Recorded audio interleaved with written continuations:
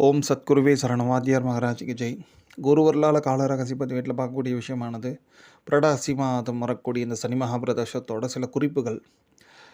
இந்த சனி மகாபிரதோஷத்துக்கு என்ன விசேஷம் அப்படி பார்த்துட்டிங்கன்னா, ஃபஸ்ட்டு இந்த பிரதோஷம்னாலே திரையோதசி திதி தான். பட் ஆனால் இந்த பிரதோஷத்தில் திரையோதசி திதியே மாலை பிரதோஷ வேலைன்னு சொல்லக்கூடிய 5:10 அந்த நேரத்துக்கு தான் திரையோதசி திதியே ஆரம்பிக்குது. அதுக்கு முன்னாடி பார்த்துட்டிங்கன்னா துவாதசி தான் இருக்கும். இப்படி ஒரு பிரதோஷ வேலையில், அதாவது பிரதோஷ வேலை மீன்ஸ் 4:30-6 மாலையில், அந்த வேலையில் இந்த மாதிரி திதியானது துவாதசி முடிஞ்சு திரையோதசி சங்கமிக்கும் அந்த நேரமானது ரொம்ப ரொம்ப அபூர்வமான அதிசக்தி வாய்ந்த நேரமாக வாத்தியார் குறிப்பிட்டு சொல்கிறார். அந்த நேரத்தில் சில அமிர்த கடிகை நேரம் உண்டு, அமிர்த கடிகை பிரதோஷ நேரம் உண்டு.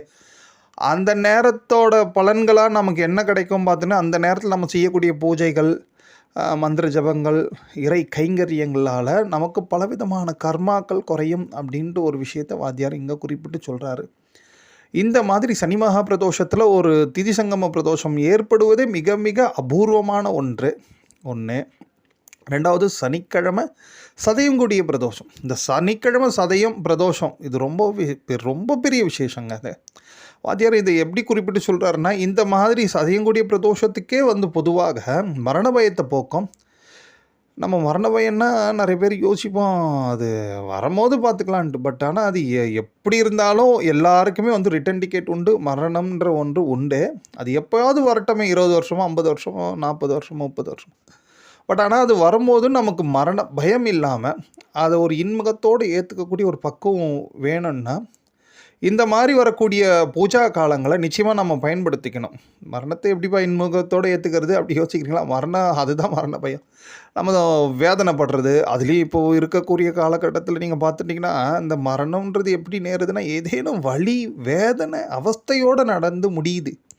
அப்படியெல்லாம் ஏற்படாமல் ஆனந்தமாக இறை சிந்தனையோடு நம்மளோட அந்த கடைசி கால முடிவு ஏற்படணும்னா அதுக்குரிய ஒரு நிறைய பூஜா பலன்கள் நிச்சயமாக வேண்டும். அது பெரிய பெரிய ஞானிகள், மகான்கள், சித்தர்களுக்கே உரிய ஒரு அற்புதமான விஷயம் அது. பட் அந்த மாதிரியான ஒரு அனுகிரகம் நமக்கும் கிடைக்கணும்னா நம்ம இந்த மாதிரி வரக்கூடிய இந்த சனி மகா பிரதோஷத்தான சதயங்குடி சனி மகா பிரதோஷத்தை நிச்சயமாக அட்டன் பண்ணி சுவாமிக்கிட்ட நல்ல பிரார்த்தனை பண்ணி வச்சுக்கணும். எங்களோட கடைசி காலம் சிறப்பாக இருக்கணும். நிறைய பேர் யோசிக்கலாம், வாழ்றதை பற்றி யோசிக்காமல் கடைசியில் மரணத்தை பற்றி ஏன்பா யோசிக்கணும்?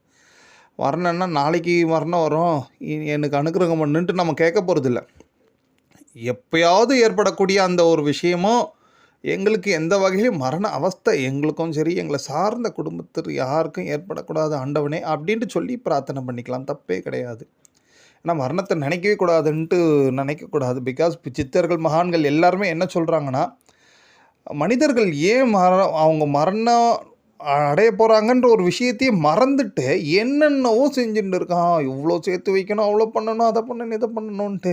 பட் ஆனால் இவன் நிலையாக இங்கே இருக்க மாட்டான்ற ஒரு விஷயத்தை ஏன் இவன் நினைக்க மாட்டான்றது தான் எல்லா சித்தர்களோட வருத்தம் அது. ஸோ அதனால் நம்ம அதுக்காக மரணத்தையே நினச்சிட்டு இருக்கணுன்ட்டு இல்லை.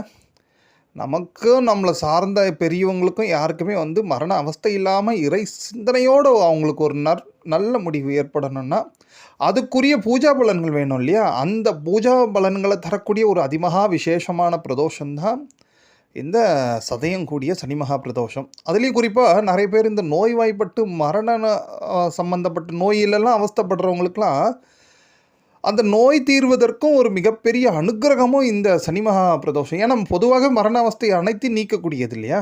அப்போ அவங்களுக்கு அந்த மரண பயமே இல்லாதபடிக்கு ஒரு அனுகிரகம் பண்ணணுன்னா அப்போ அவங்களுக்கு நோய் குணமாவதற்கான வாய்ப்புகள் உண்டு. இந்த மாதிரி வரக்கூடிய சனிக்கிழமை கூடிய சனி மகா பிரதோஷத்தில், சதயம் கூடிய சனி மகா பிரதோஷத்தில்.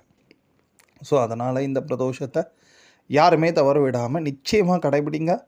நமக்காக மட்டும் இல்லாமல் ஒட்டுமொத்தமாக எல்லாருக்கும் மோஸ்ட்லி யாருமே அவஸ்தைப்பட்டு வேதனையோடு இந்த பூமி விட்டு போகாமல் இறை சிந்தனையோட வயோதிக காலத்தில் போடுறது இன்னும் ரொம்ப சிறப்பாக இருக்கும்.